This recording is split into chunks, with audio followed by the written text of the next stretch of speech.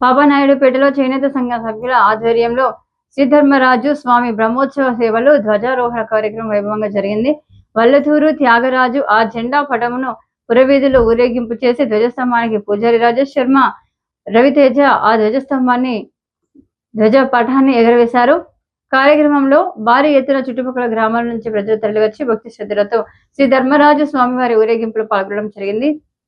ఈ కార్యక్రమాన్ని ఇంత భారీ ఎత్తున ప్రజలు పాల్గొన్నందుకు వారి యొక్క కుటుంబాలకు ఆ దేవుని ఆశీర్వాదం ఉండాలని ఆలయ అర్చకులు, కుటుంబ నాయకులు తెలియజేశారు.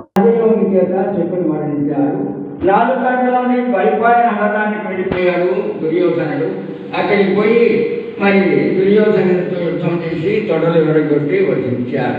10 దినముల భీష్మాచార్యుల వారు, 5 రోజులు ద్రోణాచార్యుల వారు, 2 రోజులు కర్ణుడు, ఒక మధ్యాహ్నం వరకు శల్యుడు ధర్మరాజు, మధ్యాహ్నం 4 గంటల వరకు శకుని మరి సహదేవుడు, 4 గంటల నుండి భీముడు దుర్యోధనుడు. ఈ విధంగా 18 రోజులు యుద్ధం చేశారు. ఈ యుద్ధం అయిన తర్వాత ఇక రాజ్య పట్టాభిషేకం చేసుకున్నారు ధర్మరాజుల వారు. చక్కగా రాజ్య పరిపాలన చేస్తున్నారు. ఇక్కడికి ఆశీర్వాదం వచ్చింది. ధర్మరాజుల వారి దగ్గరికి వచ్చారు, ఆనందపడిపోయారు. మన రాజ్యంలో ఇద్దరు ధర్మాత్ములు ఉన్నారనుకున్నారు.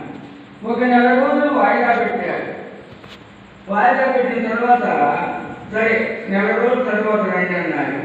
నెల రోజుల తర్వాత వారిద్దరి మనసులు మారిపోయినాయి.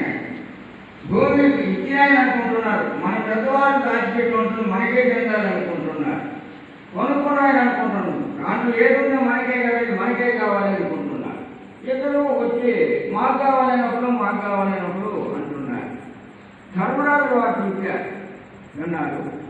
అయ్యా, బయట పొలాల్లో దొరికినటువంటి నిధి నిక్షేపాల ప్రభుత్వానికి